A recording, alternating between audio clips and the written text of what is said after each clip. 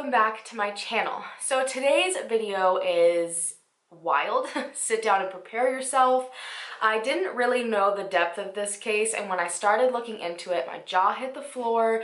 It's a solved case, which is one of our favorite types of cases around here for very obvious reasons, but it's not a regular solved case. It's actually a John Doe. Now, I know a lot of people always get so mad when I do cases like this and put solved on it because they say it's not technically solved, but from a legal standpoint, if I put solved in front of a case, it is absolutely solved. But the one thing that is questionable here is about this man's past and what he might have been a part of. And that's what makes all of this so interesting to look at. It's definitely one for a lot of you guys out there who love to create theories and dig deep into theories. So let's just go ahead and jump right into this wild, wild case. So this is about a man known as Joseph Newton Chandler III, and he was known by Joe Chandler typically by the few acquaintances that he did have before his untimely death in 2002. But it gets so much deeper than that. Now, Joe worked as an electrical designer and draftsman for a chemical company known as Lubrizol in Ohio, and he was a very, very odd guy, to say the least. He definitely kept to himself a lot. He didn't really make a lot of friends with his coworkers. He just knew them because he worked around them, but even his coworkers said that he liked to keep to himself, that everyone pretty much knew he didn't like to be bothered. He was very into his work. He always was there, like nose deep into his work, wasn't worried about anybody else. But on top of just being a little bit reserved, he exhibited a lot of odd behavior that most of his coworkers picked up on. So as I said, Joe was a very reserved and quiet person. He was not very social, but despite this, he would always put himself in very social situations and then make the situations incredibly awkward. For instance, one time he dressed up for a costume party. He full-on dressed as a gangster and he went to this costume party, but the entire time, he never said a word to anyone. There's even pictures of him there. He is just standing by himself against a wall the entire time. Not a single word came out of his mouth. People that lived around him reported that he would turn the TV on to white noise for hours and hours and hours and hours at a time at a pretty loud volume, something that you don't normally see a lot of people do. I know some people use white noise when they're sleeping, but he just had it on for hours at a time during the day. And then also one time he drove over 700 miles from Eastlake, Ohio to Maine, simply to go to an LL Bean store. So after the 10-hour drive to, for some reason, go to an LL Bean store in a different state, he gets there and the parking lot is full, so he just turns around and drives another 10 hours back home. And he really had no explanation for any of this, and that's a lot of effort to put into something to just kind of turn around. And why on earth would you drive 10 hours just to go to an LL Bean store?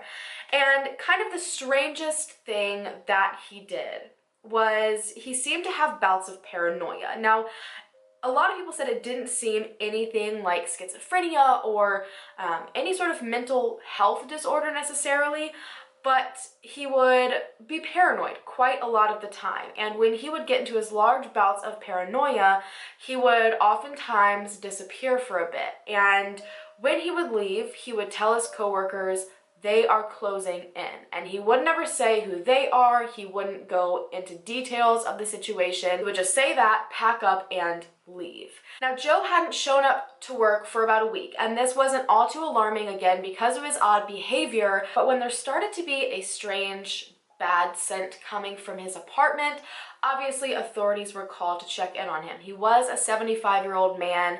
People thought it's very possible maybe he just passed away within his home, and since he didn't seem to be close to anyone, no one really noticed. So authorities showed up to his apartment in Eastlake, Ohio on July 30th, 2002. And they found that Joe had actually ended his life, presumably about a week earlier. Now, in their initial investigation, it all lined up with suicide. They searched into little bits and pieces about his life and found out that he had been diagnosed with colon cancer. And it's not very uncommon for older individuals that end up being diagnosed with cancer to go ahead and just take things into their own hands when they're not given good chances. You know, at that point, they feel they've lived a good life. They don't want to suffer anymore. They would rather end things while they're happy and all right. So they believed, honestly, this is just what had happened. But the story wouldn't stay this simple at all. Something that authorities found a little bit odd was the apartment itself. He had in fact locked himself in his apartment, and he had marked off all the days of the calendar, I'm pretty sure up until the day that it was thought he ended his life. And he also turned off the air conditioning. And the reason authorities thought this was strange is because that's not something you would likely think of before ending your life. It wouldn't be something important to you in that time. But the one thing that it did do was speed up decomposition. Because of this, they weren't able to get any sort of fingerprints that might have helped them later on in their investigation. They were wondering if maybe he did it on purpose to speed up his decomposition, but why? So they, at this point, were going through all the different steps and processes of taking care of discovering this body, and they realized that Joe had $82,000 in his bank account. And at this point, they already were trying to kind of get in contact with family to let them know that their loved one had been found deceased, and especially because of this money now, they needed someone to give it to, so they started to look through his emergency contacts, they questioned his job, and this is where things kind of started to get strange. So he had all of his emergency contacts across the board listed as his coworkers, and his coworkers said he didn't really ever mention having any family. So at this point, they decided their best bet was to just look back into the name Joseph Newton Chandler III to see if anywhere in any file they would be able to find possible relatives. And that's when they found out that Joseph Newton Chandler III wasn't this lonely old man that ended his life in his apartment. Instead, it was the name of an 8-year-old boy that tragically lost his life 56 years before this other Joseph Newton Chandler had ended his life. On December 21st, 1945, the real Joseph Newton Chandler III, this 8-year-old boy, ended up getting into a fatal car accident with his 2 parents. So this man that they thought was Joseph Newton Chandler III really wasn't, but who on earth was he? So their first thought was to go back and maybe check where on earth in time this young man's name was stolen. His identity was stolen, and they were able to track down that it had been taken in 1978 from someone in South Dakota that applied for his social security card. Now, years went on, and this is pretty much all the information they had. Not a single person came forward and claimed to know this man that wasn't actually Joseph Newton Chandler III. No one wanted to claim him. He had nothing in his apartment. He had nothing that he had told coworkers. His job was shocked that he wasn't who he said he was.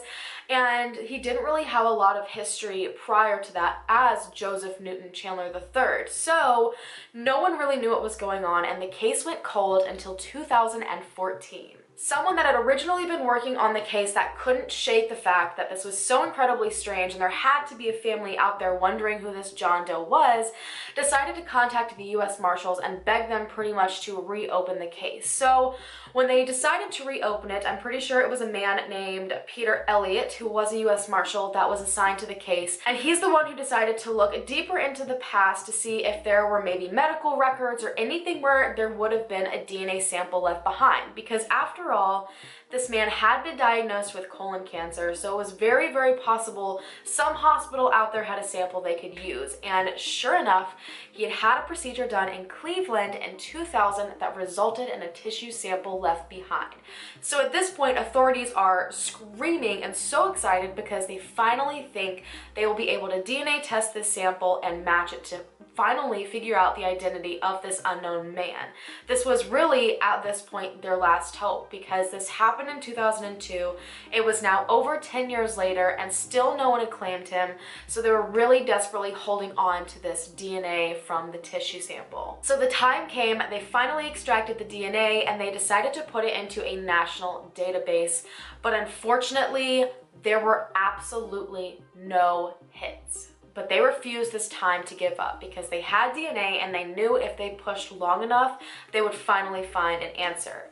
So in 2016, Peter Elliott decided to ask for Colleen Fitzpatrick, and you might recognize that name. I've spoken of Colleen Fitzpatrick before, but she was originally from Identifiers International and she worked a lot with genealogy. And she's now owner slash creator of the DNA Doe Project, which you guys know have identified so many different does. They have linked and found serial killers through the DNA Doe Project. But as I said, at the time she was working with Identifiers International and she was still looking into genealogy, and he asked if she could maybe look at this DNA and see if she could come up with some sort of last name, because that could at least narrow the pool down. So through this, they were able to find out that this man likely had the last name of Nicholas or Nichols or something along those lines, which helped them a ton, but still they needed to narrow things down. So in 2018, when the DNA Doe Project was really starting to go, so just this year, Colleen Fitzpatrick and her partner Margaret Press decided to try to use their method on this unknown man and this one tissue DNA sample.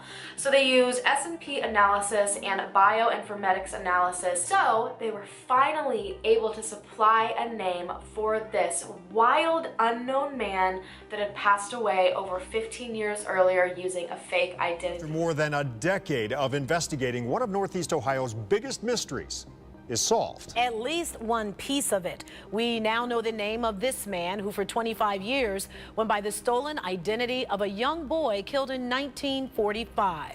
The man who called himself Joseph Newton Chandler III is actually Robert Ivan Nichols, a World War II veteran and Purple Heart recipient. Now, this man, Robert, had a massive similarity to Joseph Newton, and that's that they both worked in electrical design and they worked as a draftsman. So authorities decided to continue on with this lead of this Robert Ivan Nichols, and they found out that he had a son, and they wanted to get their hands on this man to try to confirm that this was in fact the identity of this John Doe. Now, this man's name was Phil Nichols, and this is where the story just gets even deeper and crazier.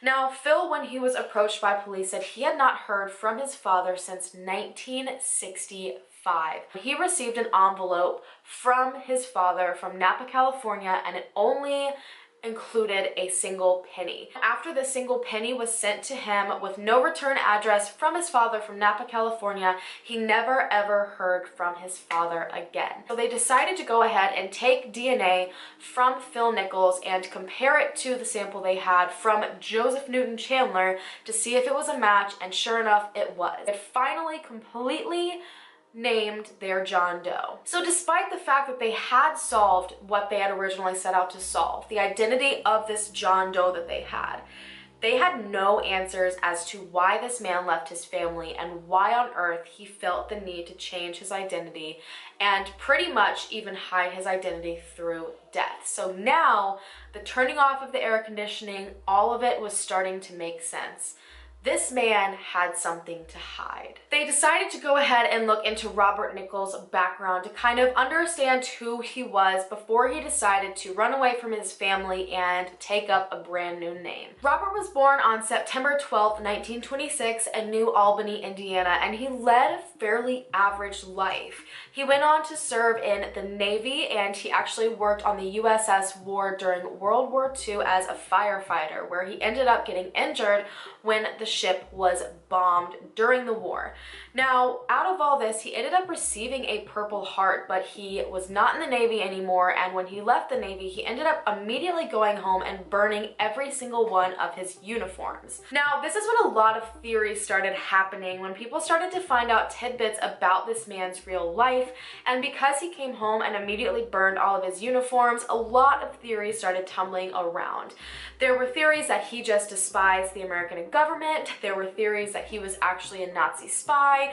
There was a lot of stuff going on, but his family said there was no animosity towards the government. He had no issue with it. They actually encouraged him, I'm pretty sure, to burn his uniforms, likely because he had suffered so much trauma from the bombing. That's kind of a lot to go through, and maybe he just wanted to forget that part of his life because he was suffering and struggling so much with it. A few years after getting out of the Navy in 1947, he ended up marrying a woman named Laverne, and they had 3 children together. I think it was 3 sons.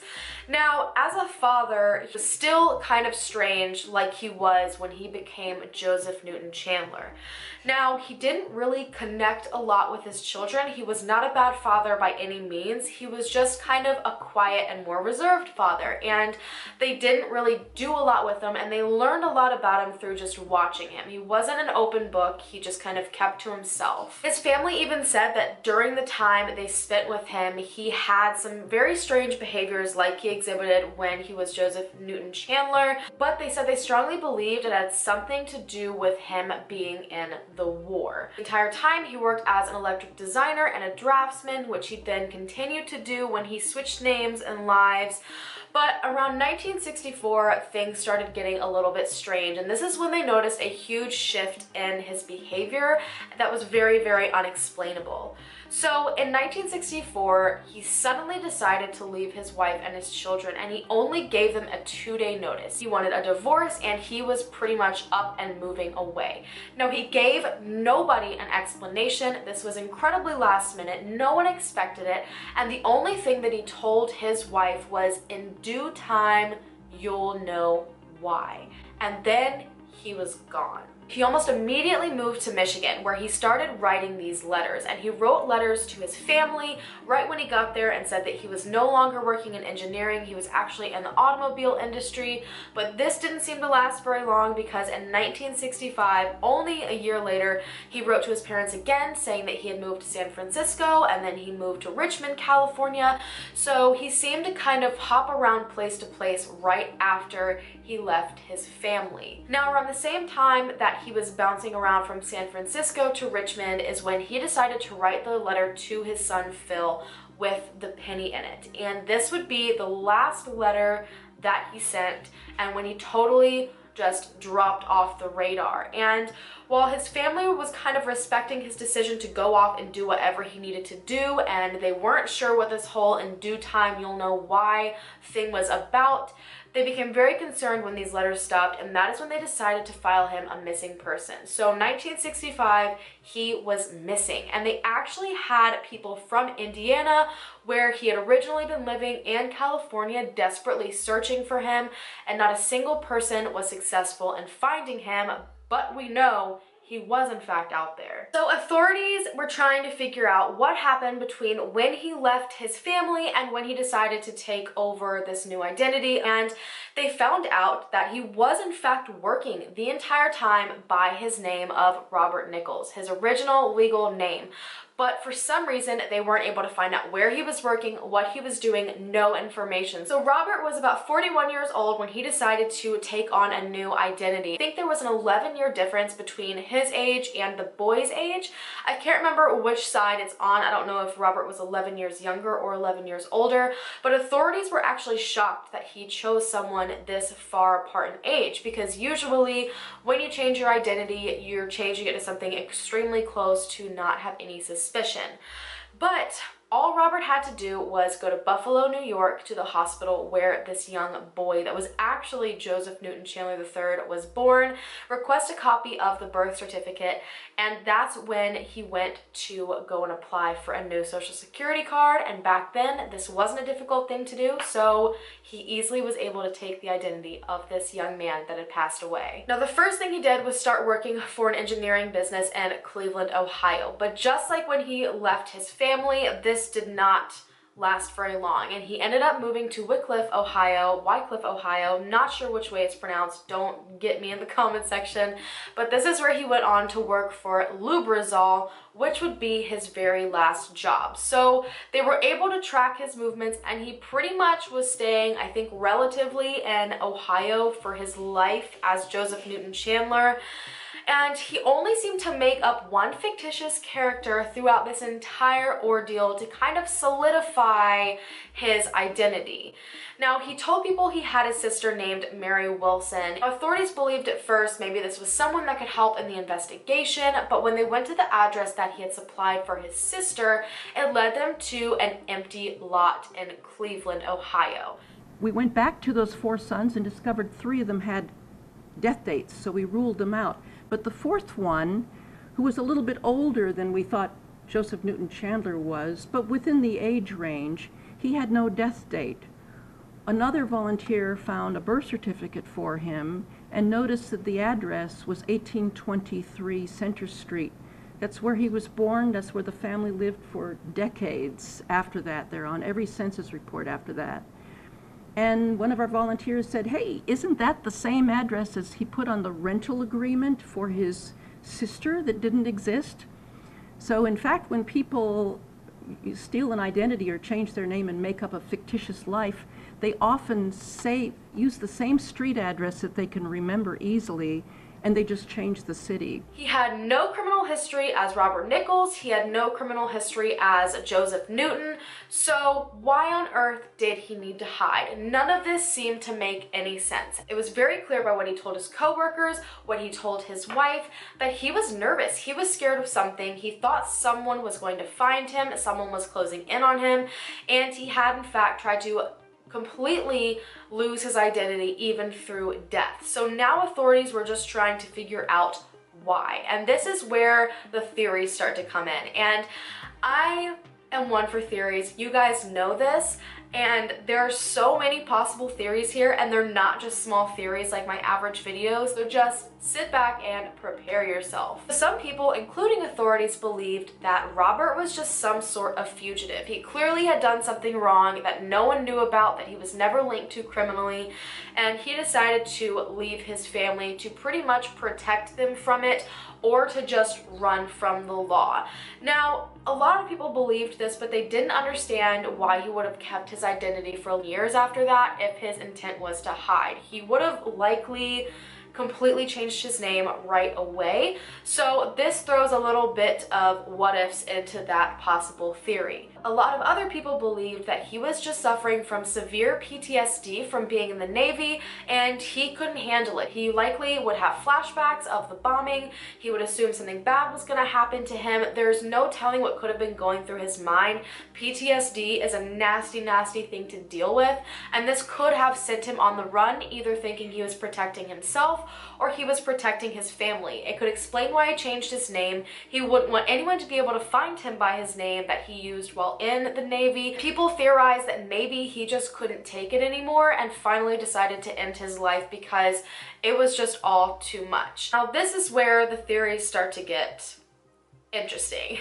A lot of people actually believe that Robert is D.B. Cooper. And if you are not aware of my D.B. Cooper fascination and you haven't listened to John Lord and I's podcast on Craziest Getaway, you would know that I have been so fascinated by D.B. Cooper for years now. And personally, I just don't see this connection. So D.B. Cooper did hijack the plane in 1971, but that is years before Robert would go on to change his name. I do know that it happened in like the general area of the West Coast where Robert ended up being, but I don't know. Other than that, I just don't see a similarity.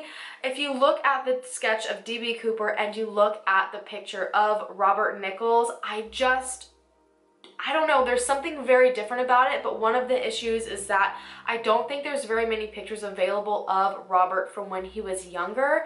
I don't know. So that's definitely something questionable, but a ton of people believe he is potentially D.B. Cooper. Authorities have never announced anything on that though, just to clarify. There's also people that think that Robert was responsible for the 1989 disappearance and murder of Amy Mahalovic. And I'm sure a lot of you guys probably, if you know anything about Mara Murray, you know something about James Renner, and James Renner is someone who has, been on every inch of the Amy Mahalovic case, so definitely go. I think he has a book on her and everything. Check that out. But basically, Amy went missing from a shopping center in Ohio in a suburb of Cleveland. And we do know that Robert was in Cleveland at some point. He seemed to reference Cleveland quite frequently. So it's not that out of the realm that he was in fact in this area.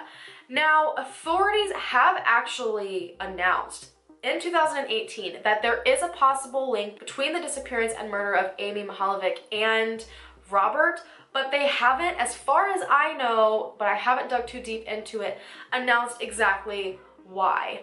I find it interesting because it was in 1989. That's kind of like really far out from, you know, when he changed his identity, all these things. It maybe could just be in a string of murders he might be responsible of that just no one knows about. But I don't know, personally, I don't know what could possibly be linking them other than just being in the area. And I feel like they're kind of right off the bat really assuming that Robert was just obviously a criminal because he wanted to stay hidden. But I feel like not enough people are looking into the idea that he might have been suffering from PTSD. That is one thing that people theorize. There's another idea that he actually is a man that went by the name of Stephen Campbell that has been wanted for first-degree murder and is a huge wanted person right now. The U.S. Marshals are looking for him. And I guess the main reason that they believe that it could be him is because this man that went by the name of Stephen Campbell did work as an electrical engineer, and they did believe he changed his appearance and identity in order to run. Now, the one thing that bothers me about this is that they're calling this man Stephen Campbell, and from what we know, there's no proof that Robert had changed his identity more than once. So honestly, I don't know necessarily where they're getting this from. There is a picture of this man believed to be Stephen Campbell. There's a mugshot of him. I do think there are similarities, but a lot of the main features like the nose and the ears do look very different. However, those things can change the older you get, so maybe it could be that. Honestly, I don't know. I just think it is so insane that so far this one man has brought up so many different theories and been able to so successfully hide his entire past. It blows my mind entirely. And we're not even on to the next theory, which is the craziest theory and has made my mind turn for like weeks now. And I'm so interested to see what you have to say about this next theory. So some people theorize that Robert Nichols is actually the Zodiac Killer. Now, this one has me really questioning things, and it definitely is one of the theories that seems to make a good bit of sense. Could just be a crazy coincidence, but I'm just gonna go ahead and get to the different reasons most people believe that he is the Zodiac Killer. I wanna say right off the bat right now, I am not familiar at all really with the Zodiac Killer. I know a lot of basics about it, but I've never done a deep dive into it. I've never really done a dive into it in general, so I'm relying on information that I've just heard and seen from other people. So if you're someone that has closely followed the Zodiac Killer and looked into it, definitely leave your different theories and connections that you see down below, and also tell me if any of the things I'm about to say are ridiculous and should be ruled out.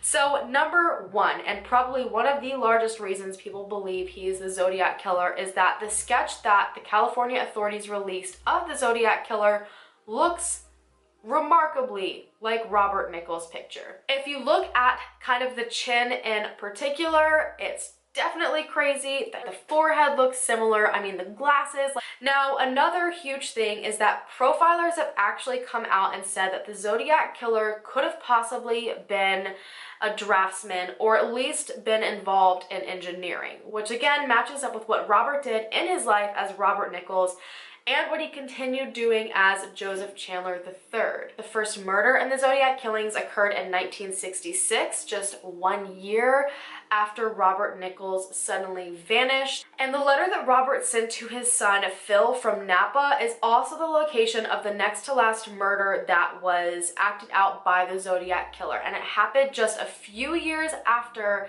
this letter was sent. Now this one that I'm about to talk about is definitely a little bit debatable, but the Zodiac Killer was thought to have sent out his last letter in 1978. Now some people believe that this letter was forged. I've also seen that another letter was sent out in 1980. This is where I lack a lot of knowledge on the Zodiac Killer and the exact details of the case. But the people that say the last letter was sent out in 1978 couldn't help but also notice that that's the exact same year that Robert Nichols decided to change his identity. And apparently also when it comes to the last letter sent by the Zodiac Killer, it said, "My name is," followed by 13 symbols, which is the exact amount of letters in Robert's name. Honestly, again, this could just be me like freaked out completely over something that I'm not incredibly familiar with. I just didn't have a lot of time to create this video and then look entirely into everything about the Zodiac Killer. There's just too much information. But honestly, I think it's a very, very odd list of connections. It's a lot of stuff that seems either incredibly coincidental or incredibly incriminating.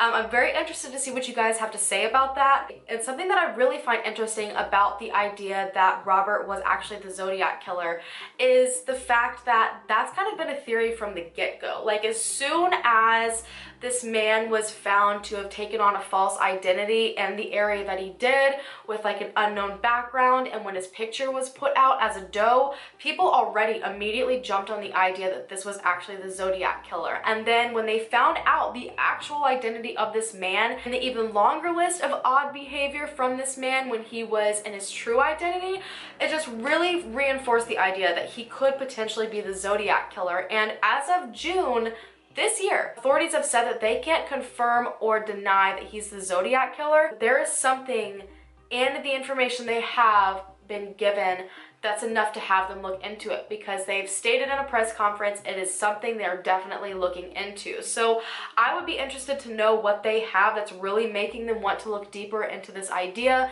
They were able to kind of rule out a lot of different ideas, but the fact that there is something questionable enough to make him potentially be looked into as the Zodiac Killer and be the person who murdered and abducted Amy, it's just crazy to me. They have more information than they're releasing, and I wish I knew what it was. Now, when it comes to being the Zodiac Killer, I would love to know a timeline of things. Like, for instance, all the times where he would tell his coworkers they're getting close, they're closing in. I wonder if all the times he said that, if there's any way to find those times out and try to match it with times where there has been some sort of massive wave of tips for the Zodiac Killer, or if their search, went a new direction, anything that would correlate the two of him having this fear of the Zodiac Killer being found. Now, granted, I'm sure this was one of the first things authorities did, but as an average civilian, unfortunately, I can't know everything that authorities have done. But if I were to choose one thing to know, that would be it. If they've looked into any correlation between the times he ran off, and if it comes back to when something pretty big happened in the Zodiac case. The one thing that does make me question this just a little bit is that he told his wife in due time she would know why he left. And I don't think he would leave his wife because he knew he was about to go on and become a serial killer. So it kind of makes you question if he was a serial killer, if this is something that's a real thing, if there's something possibly more in his past. I think it's a huge possibility he left to protect them, which to me doesn't necessarily scream, oh, that he went on to be a serial killer or he's linked to any chain of crimes. I think he might have been struggling pretty severely with PTSD, and he just believed he was protecting himself and protecting his family. But again, who knows? Why do you think he disappeared? Why do you think he disappeared? I'd really rather not speculate. However, if I had to come up with an answer, I think it would be because of child support. Because he left us in a lurch, no money in the bank, an old beat-up car, and 3 kids at home, still in school, and just vanished. I'm interested to hear what you guys have to say about this. Do you think it's as simple as this poor man's struggle with PTSD after being bombed in the Navy? Or do you think that he could potentially be linked to all these different crimes? I'm so interested to hear what those of you have to say that know a lot about the Zodiac Killer. Unfortunately, again, not something I'm very familiar with. So I'm interested to see if you have any sort of other connections. I honestly don't understand the D.B. Cooper idea. I don't understand how he could be connected to Amy. I don't understand how he could be this other man that's wanted for murder. So honestly, I don't really know what to believe. I find it so fascinating that someone can vanish off the face of the earth for 10 plus years using the same exact name while being searched for as a missing person, and that he managed to so successfully hide everything he did. And it really makes you wonder what he was protecting, because to go to that sort of length, it has to be something pretty serious. It's honestly incredibly heartbreaking, because I'm sure that his wife had no idea what was going on, his children had no idea what was going on, and Phil has come out and said he holds no animosity towards his father for leaving it all. He said all they ever hoped was that wherever he went and whatever he was doing, he was finally happy and at peace. This whole in due time, you'll know why. It's just no answers have surfaced. No one knows anything. It's just one giant mystery. And this is one of those solved cases that will drive you crazy, because from a legal standpoint, it's solved. The John Doe has been identified, but what do you do when the whole questionable information and history to them makes no sense and you can't figure it out? Authorities have said it is very possible that someone out there holds the key to why exactly Robert felt the need to hide his identity, what he was trying to run and hide from, and they hope continuously pushing his story out will hopefully bring someone forward that maybe he stumbled across and decided he wanted to trust. On that note, you guys, I'm gonna go ahead and go. This one was definitely an insane one, and it has so many in-depth crazy theories. I highly suggest you guys go and look into them all on your own, and then maybe come back and tell me your theories down below. Definitely don't forget to hit the subscribe button so you can become a part of the Helen fam, and I will see you guys in my next video. Bye.